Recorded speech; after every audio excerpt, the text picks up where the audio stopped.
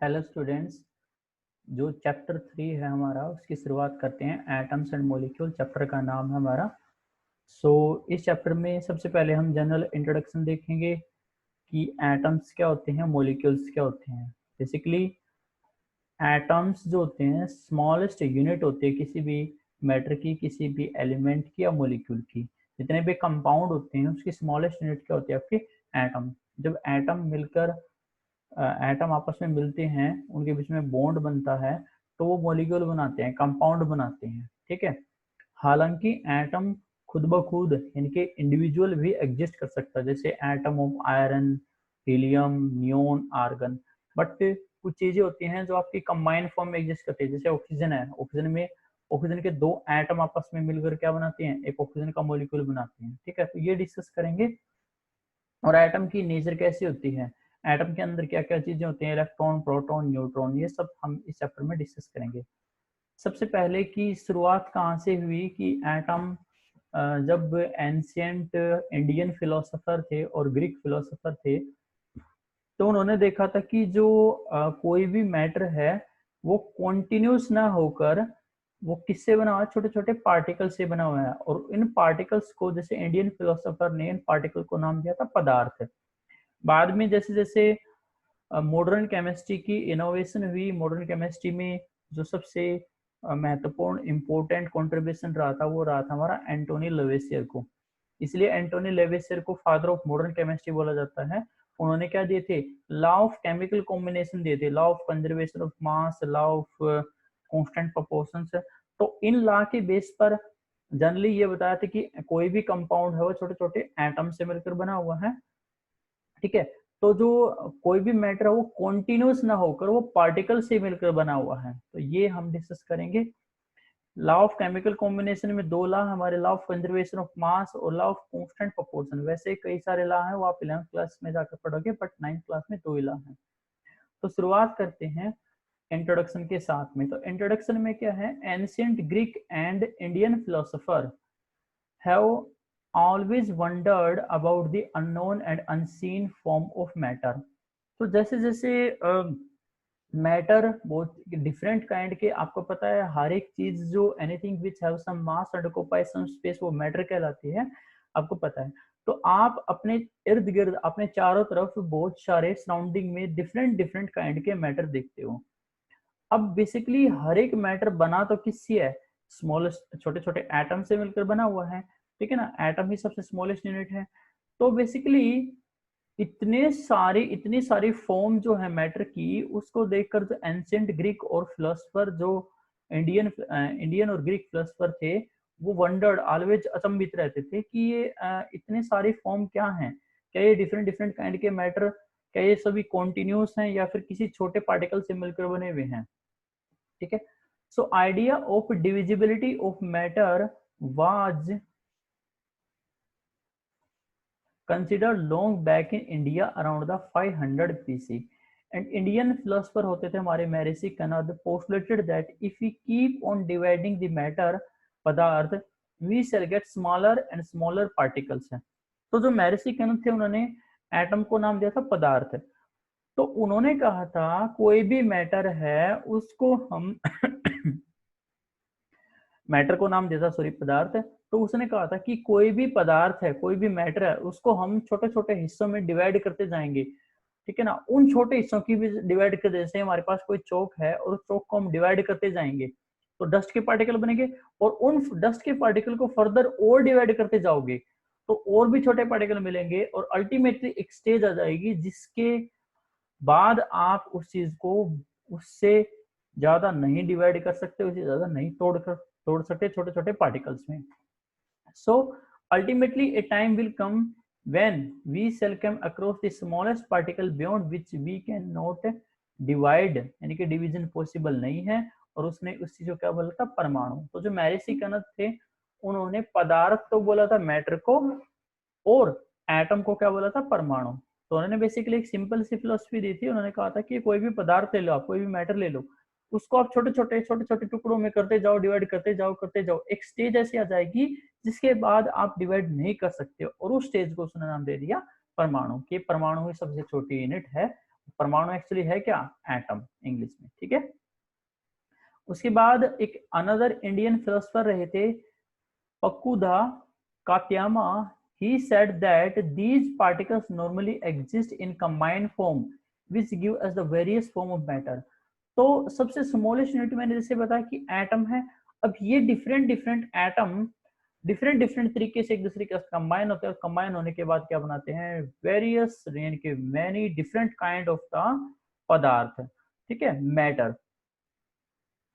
Around the same इरा, उसी इरा में, उसी युग में एंशिएंट ग्रीक फिलोसोफर डेमोक्रिटस और Leucippus suggested that if we keep on dividing a matter stage will come when particles obtained cannot be divided further divide। जो मैरिसी कनद ने कहा था वही बात इन्होंने कही, और उन्होंने जो डेमोक्रेटिस थे उसने नाम दे दिया इन पार्टिकल को एटम।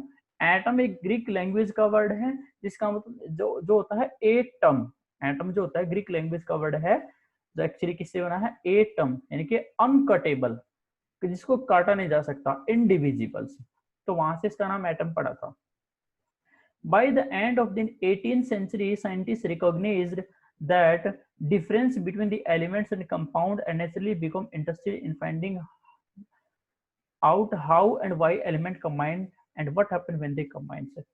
So पहले ऐसे मानते थे कि एलिमेंट और कंपाउंड कोई अलग अलग चीजें नहीं है, बट 18th सेंचुरी में पता लगा लिया था कि एटम जो एलिमेंट होते हैं वो अलग होते हैं और कंपाउंड वो अलग चीज होती है, ठीक है। बेसिकली एलिमेंट और कंपाउंड बने दोनों ही एटम से हैं, तो एटम जब कंबाइन होते हैं वो एलिमेंट भी बना सकते हैं और क्या बना सकते हैं, वो कंपाउंड भी बना सकते हैं। Antoine Laurent Lavoisier laid the foundation of chemical science by establishing the two important law of chemical combinations। तो law of chemical combination Antoine Lavoisier ने दिए थे, इसलिए इसको उनको ऑनर में मॉडर्न केमिस्ट्री का फादर भी बोलते हैं। तो सबसे पहला हमारा लॉ है लॉ ऑफ, जो केमिकल कॉम्बिनेशन में है, लॉ ऑफ कंजर्वेशन ऑफ मास है। The following two law of chemical combination were established after much experiments by the Lavoisier and Joseph L. Proust। तो बहुत सारे एक्सपेरिमेंट किए थे, तो इन एक्सपेरिमेंटेशंस के बेस पर लेवेसियर ने और जोसेफ एल प्राउस्ट ने लॉ दिया था। तो पहला लॉ क्या था, law of conservation of mass. तो जैसा इसका नाम इंडिकेट कराया, कंजर्वेशन का मतलब बनाए रखना, ठीक है, उस चीज को बनाए रखना। तो लॉ ऑफ कंजर्वेशन ऑफ मास कहता है कि mass can neither be created nor be destroyed. तो मास को ना तो आप कभी भी क्रिएट कर सकते हो, पैदा कर सकते हो, ना ही उसको डिस्ट्रॉय कर सकते हो, खत्म कर सकते हो, ठीक है। अगर मैं आप कहो कि मैं 1 किलो कुछ बना दूं, 1 किलो मैंने 1 लीटर पानी बना दिया खुद बखुद, अब खुद बखुद थोड़ी ना बनेगा वो, उसके लिए हाइड्रोजन की रिक्वायरमेंट होगी, ऑक्सीजन की रिक्वायरमेंट होगी, और कोई और चीजें रिक्वायरमेंट होगी। यानी कि कोई भी चीज अपने आप नहीं बन जाती है, और ना ही अगर मैं आपको 1 लीटर पानी देता हूँ और मैं कह दूं इसको खत्म कर दे, तो परमानेंटली वो खत्म भी नहीं होगा, ठीक है ना। आप उसको बिखेर सकते हो, कहीं पर डाल सकते हो, तो रहेगा तो वहीं पर। इवन उसको गर्म करोगे तो वेपर बन जाएंगी, तो वेपर में भी तो क्या है, वाटर है। Basically mass can neither be created nor be destroyed. या फिर इसको कैसे डिफाइन कर सकते हैं, दूसरी टर्म में इसको डिफाइन कर सकते हैं कि ड्यूरिंग ए केमिकल रिएक्शन, मान लो कोई केमिकल रिएक्शन हो रही है, कोई फिजिकल प्रोसेस हो रहा है, total mass of the reactant must be equal to total mass of the product. है कोई भी केमिकल रिएक्शन हो रही है, कोई एक सब्सटेंस, केमिकल रिएक्शन क्या होते हैं बताया था ना, कोई एक सब्सटेंस किसी दूसरे सब्सटेंस में बदल जाए उसको बोलते हैं केमिकल रिएक्शन। जैसे दूध का दही में बदलना। अब मान लो आपने 1 लीटर दूध से कर्ड बनाने की कोशिश की, अब ऐसे थोड़ी ना है कि 1 लीटर कर्ड से 4-5 लीटर क्या बन गई, हमारी कर्ड बन गई, रहेगा तो उसका मास सेम ना, ठीक है ना, मास हमेशा क्या रहेगा उसका, सेम रहेगा। तो mass can neither be created not be destroyed, या फिर total mass of reactant is always equal to total mass of the product. तो ये डेफिनेशन है law of conservation of mass की। तो कोई भी केमिकल आपसे क्वेश्चन पूछा जा सकता है, is there a change in mass when chemical change और केमिकल रिएक्शन टेक्स प्लेस है, ठीक है। तो इसमें आंसर किसमें दोगे, आंसर दोगे बड़ा सा नो लिखोगे कि there is no change in mass, क्योंकि मास क्या रहता है हमेशा same, mass can neither be created nor be destroyed. और you can also write that total mass of the reactant always equal to total mass of the product. Reactant और product का मतलब समझ रहे हो ना, रिएक्टेंट का मतलब होता है जो रिएक्शन कर रहे हैं आपस में, और रिएक्शन करने के बाद जो नई चीज बनी जिसकी केमिकल प्रॉपर्टी डिफरेंट थी, वो क्या कहलाता है, प्रोडक्ट। जैसे दूध का दही में बदलना, दूध तो क्या था, रिएक्टेंट, और दही क्या है, प्रोडक्ट। तो इसमें law of conservation of mass को ऐसे भी डिफाइन कर सकते हैं, it state that during a chemical reaction total mass of reactant is equal to total mass of the product. हमारे पास कोई केमिकल रिएक्शन है, एग्जांपल दे रखा है reaction between carbon and oxygen. तो कार्बन और ऑक्सीजन क्या है, रिएक्टेंट है, और उनको रिएक्शन करने के बाद क्या बना है, हमारा प्रोडक्ट बना है जो क्या है, CO2। तो कार्बन को आप बर्न करते हो ऑक्सीजन की प्रेजेंस में तो CO2 बनती है और हीट निकलती है। तो कार्बन का मोलर मास कितना होता है, एटॉमिक मास कितना होता है, 12 ग्राम, और एक ऑक्सीजन का मास होता है 16। तो O2 में 2 ऑक्सीजन है तो 16 + 16 कितना हो गया, 32। तो कार्बन यानी कि 12 ग्राम और ऑक्सीजन हमारी कितनी है, 32 ग्राम। तो जब 12 ग्राम कार्बन बर्न होगा in the presence of 32 gram oxygen, तो CO2 कितनी मिलेगी ऑलवेज, 44 ग्राम। आप जोड़कर भी देख सकते हो। तो कार्बन देखो, मास ऑफ रिएक्टेंट कितना हो गया, 12 कार्बन, और 32 किसका है, ऑक्सीजन का, तो 44 ग्राम रिएक्टेंट का मास होगा। मास ऑफ प्रोडक्ट, CO2 का मास जोड़ोगे तो कैसे जोड़ोगे, CO2 में कौन है, कार्बन और 2 ऑक्सीजन है, एक कार्बन का मास कितना, 12, और 2 ऑक्सीजन का मास कितना हो जाएगा, 32। तो टोटल मास हो गया 44। तो ये भी 44 है और ये भी क्या है, 44। So mass of the reactant is equal to mass of the product, hence law of conservation of mass is obeyed. ठीक है। नेक्स्ट लॉ हमारा law of the constant proportion या फिर डेफिनेट प्रोपोर्शन, दो नाम से आ सकता है, इसको दोनों ध्यान रखने हैं। लॉ ऑफ कांस्टेंट प्रोपोर्शन या फिर डेफिनेट रेशियो या फिर डेफिनेट प्रोपोर्शन है। ये लॉ क्या कहता है, this law was stated by the Proust, क्या कहता है, in a chemical substance the element are always present in definite ratio और डेफिनेट प्रोपोर्शन बाय मास। कोई भी केमिकल सब्सटेंस है, आपके पास वाटर है, CO2 है, तो जिन जिन एलिमेंट से वो बना है हमेशा वो डेफिनेट रेशियो में, कांस्टेंट रेशियो में प्रेजेंट होते हैं। ऐसा नहीं है कि जैसे आप सांस ले रहे हो, तो सांस जब आप इनहेल करते हो तो ऑक्सीजन अंदर जाती है, बाहर क्या निकल कर आती है, एक्सहेल में CO2 कार्बन डाइऑक्साइड। ठीक है। और एक आपने कार्बन को बर्न कर दिया तब भी क्या प्रोड्यूस होगी, कार्बन डाइऑक्साइड। या फिर कैल्शियम कार्बोनेट को हीट कर दिया तब भी क्या प्रोड्यूस होगी, कार्बन डाइऑक्साइड। तो 3 मेथड से कार्बन डाइऑक्साइड प्रोड्यूस हो रही है। अब किसी भी मेथड से कार्बन डाइऑक्साइड गैस प्रोड्यूस हो, उसमें जो कार्बन रेशियो ऑक्सीजन होता है वो हमेशा क्या रहता है, सेम। या दूसरा एग्जाम्पल के थ्रू समझ सकते हैं इसको। देखो पहले में दे रखा है, वाटर का एग्जाम्पल ले रखा है। क्या है, फॉर्मेशन ऑफ वाटर। वाटर कब बनता है, जब 2 हाइड्रोजन मॉलिक्यूल कंबाइन होते हैं किसके साथ, एक ऑक्सीजन मॉलिक्यूल के साथ, तो 2 वाटर मॉलिक्यूल की फॉर्मेशन होती है। अब वाटर को देखो आप ध्यान से, वाटर का फॉर्मूला है H2O, यानी कि इसमें 2 तो हाइड्रोजन है और एक क्या है, ऑक्सीजन है। तो अगर इनके मास की रेशियो निकालो, देखो H रेशियो ऑक्सीजन का मतलब है mass of hydrogen ratio mass of oxygen. जैसे मैंने बताया था हाइड्रोजन का मास कितना होता है, 1, और H2 में 2 हाइड्रोजन है तो कितना हो जाएगा, 2। तो देखो 2 हाइड्रोजन का मास कितना होगा, 2 ग्राम, और एक ऑक्सीजन उसका मास 16 ग्राम। तो इसको सिंपल 2 रेशियो कितना हो गया, 16, 2 से डिवाइड कर दोगे तो 1 रेशियो कितना हो गया, 8।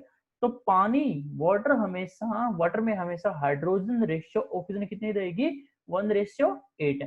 चाहे सोर्स कुछ भी हो, आप चाहे आप हैंडपंप का पानी ले लो, नल का पानी ले लो, या नदी का पानी ले लो, या किसी भी केमिकल रिएक्शन से वाटर प्रोड्यूस हो रहा हो, तो हमेशा हाइड्रोजन रेशियो ऑक्सीजन का मास की जो रेशियो हमेशा कितनी रहेगी, 1:8।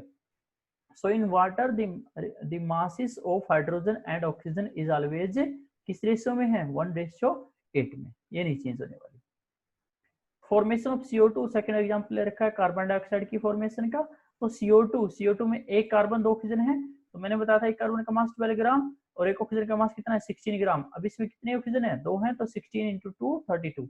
तो 12:32, यानी कि 12 divided by 32 mass of carbon divided by mass of oxygen in CO2। तो 3:8 आती है। कितनी ratio I, 3:8।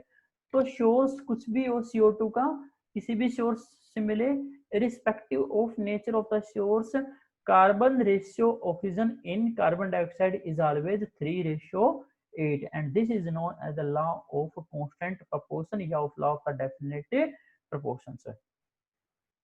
Next we have the Dalton atomic theory. Dalton ने एटॉमिक थ्योरी दी थी। According to Dalton atomic theory, all matter whatever an element और compound और mixture is composed of the small particle called the atom. तो उसने क्या बताया था कि कुछ भी ले लो आप, एलिमेंट ले लो, कंपाउंड ले लो, चीनी ले लो, चाय ले लो, मिक्सचर ले लो सैंड का, जैसे हमने पिछले चैप्टर में मिक्सचर पढ़ा था, कंपाउंड पढ़े थे, सॉल्यूशन पढ़ा था, कुछ भी ले लो, हर एक चीज किससे बनी है, स्मॉलेस्ट पार्टिकल्स, और स्मॉलेस्ट पार्टिकल को क्या नाम दिया उसने, एटम। तो उसकी कुछ पोस्टलेट थी, पोस्टलेट मतलब उसकी कुछ अजम्पशंस थी, कि कुछ बातें थी, क्या थी, all matter is made up of the very small or teeny particle called atoms, कि जितने भी हमारे चारों तरफ मैटर है वो सारे के सारे मैटर किससे बने हैं, एटम से बने हैं। सेकंड क्या कहता है, एटम्स इनडिविजिबल पार्टिकल्स थे। एटम्स कैसे थे, इनडिविजिबल, इसको डिवाइड न किया जा सके, जिसको फर्दर डिवाइड ना किया जा सके, which cannot be created or destroyed in a chemical reaction। जो एटम होते हैं ना किसी केमिकल रिएक्शन में डिस्ट्रॉयड होते हैं और ना ही वो खत्म होते हैं। जैसे पीछे देखा था ना आपने, जैसे यहाँ पर रिएक्शन हो रही है, तो यहाँ पर रिएक्शन किसके बीच में हो रही है, हाइड्रोजन और ऑक्सीजन के बीच में। देखो इधर हाइड्रोजन है, इधर क्या है, ऑक्सीजन है, इधर भी तो कौन है, हाइड्रोजन और ऑक्सीजन। तो ये चेंज नहीं होने वाले हैं। ऐसा नहीं है कि हाइड्रोजन ऑक्सीजन ने रिएक्शन कर ली और कुछ और बन गया, कार्बन बन गया, ठीक है, रहेंगे वही। बेशक नया कंपाउंड बना, उस कंपाउंड में भी तो कौन है, हाइड्रोजन और ऑक्सीजन। सो एटम्स इंडिविजिबल होते हैं। हालांकि ये स्टेटमेंट जो पोस्टुलेट है ये सही नहीं थी। एटम्स एक्चुअली क्या है, डिविजिबल है। एटम में इलेक्ट्रॉन, प्रोटॉन, न्यूट्रॉन प्रेजेंट होते हैं। Third, atom of the given element are identical in mass and chemical properties. किसी कोई एक एलिमेंट दे दिया, मान लो मैंने आपको सैंपल दे दिया कार्बन उसमें, ठीक है, तो उस कार्बन में जितने भी एटम प्रेजेंट है, मान लो 1,00,000 कार्बन एटम प्रेजेंट है, ठीक है, तो सारे के सारे सभी का मास क्या होगा, सेम होगा, सभी का केमिकल प्रॉपर्टी क्या होगी, सेम होगी। ये कह रहा है कि atom of a same element है, atom of a particular element जो होते हैं वो क्या होते हैं, सभी सेम होते हैं, same mass same chemical property. और जो different different atom, different different element हैं, डिफरेंट डिफरेंट क्या है, एलिमेंट है, उनके एटम क्या होंगे, डिफरेंट है। So atom of the different element have the different mass and chemical property. जैसे मैंने आपको अलग अलग एग्जांपल दे दिया, एक में एक एक दो डब्बे दे दिए मैंने आपको, दो बॉक्स दे दिए, एक में हाइड्रोजन भर के दे दी और एक में क्या भर के दे दिया, ऑक्सीजन भर के दे दी। तो ऑक्सीजन के जो एटम है वो अलग होते हैं और हाइड्रोजन के एटम क्या होंगे, अलग होंगे, ठीक है ना। या फिर मैं क्या दे दूं आपको, आयरन दे दिया और एक दे दिया मैंने कॉपर। आयरन के एटम क्या होंगे, अलग होंगे, उसका मास अलग होगा कॉपर के एटम से, और उनकी स्ट्रक्चर भी अलग होगी, उनका जो कुछ भी है मास है, केमिकल प्रॉपर्टी क्या होंगी, अलग होगी। लास्ट पोस्टलेट क्या थी, atoms combine in ratio of very in ratio of whole number to form the compound. कि जो कोई भी एटम है वो आपस में कंबाइन करते हैं, कंबाइन करने के बाद क्या बनाते हैं, कंपाउंड बनाते हैं। जैसे पीछे देखा था, हाइड्रोजन और ऑक्सीजन कंबाइन करते हैं तो क्या बना रहे हैं, ये वाटर बना रहे हैं। तो atoms combine to form the compound, और किस रेशियो में, सिंपल होल नंबर रेशियो में। देखो 1:8 थी, तो सिंपल होल नंबर रेशियो होती है, होल नंबर पूर्ण नंबर, तो 1 2 3 4 ऐसे, ठीक है। Last, the relative number and kind of the atoms are constant in a given compound. तो कोई भी कंपाउंड है उसमें जितने भी रिलेटिव नंबर होते हैं और डिफरेंट डिफरेंट काइंड के एटम होते हैं, हमेशा क्या रहते हैं, कांस्टेंट रहते हैं, ठीक है। पेज नंबर 36 एनसीईआरटी में से पेज नंबर 36 और 37 पर देखनी है, 4 क्वेश्चन है वहां पर, उनके क्वेश्चन आंसर लिखे हैं मैंने। तो क्या कह रहा है पहले क्वेश्चन में, in a reaction 5.3 gram of the sodium carbonate react with the 6 gram of the ethanoic acid. Product क्या बन रहे हैं, 2.2 gram of the carbon dioxide, 0.9 gram of the water and 8.2 gram of the sodium ethanoate. Show that these observation are in agreement with the law of conservation of mass. तो reaction भी दे रखी है, sodium carbonate react करता है किसके साथ, ethanoic acid के साथ। तो ये रिएक्टेंट है हमारे इधर वाले लेफ्ट हैंड साइड में, एरो के इस साइड लेफ्ट हैंड साइड में रिएक्टेंट होते हैं और एरो के राइट हैंड साइड में क्या होते हैं, हमारे प्रोडक्ट है। तो प्रोडक्ट क्या है, sodium ethanoate, carbon dioxide and water. So solution क्या है इसका, पहले रिएक्शन लिखते हैं, sodium carbonate plus ethanoic acid, arrow arrow के उस साइड क्या है, प्रोडक्ट है, sodium ethanoate, carbon dioxide, water.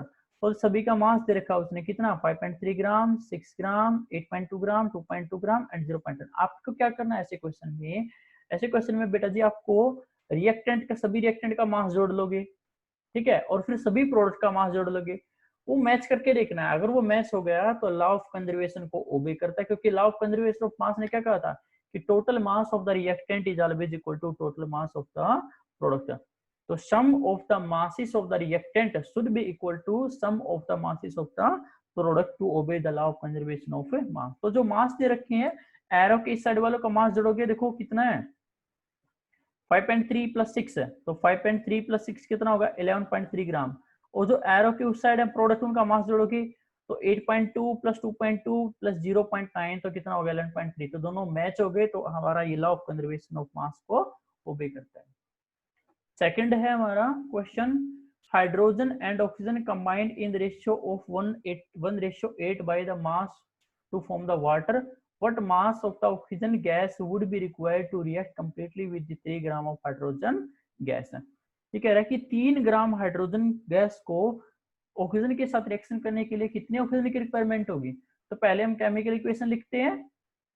क्या होती है केमिकल इक्वेशन, पहले बताई थी 2H2 प्लस O2 क्या बन जाएगा 2H2O, 2 वाटर मॉलिक्यूल। देखो हाइड्रोजन का मास कितना होता है 1 ग्राम, तो H2 गैस का मास है। अब एक हाइड्रोजन एटम का मास 1 ग्राम था, बट H2 मॉलिक्यूल है, 2 एटम है उसमें, तो 1 प्लस 1 कितना हो गया 2 ग्राम।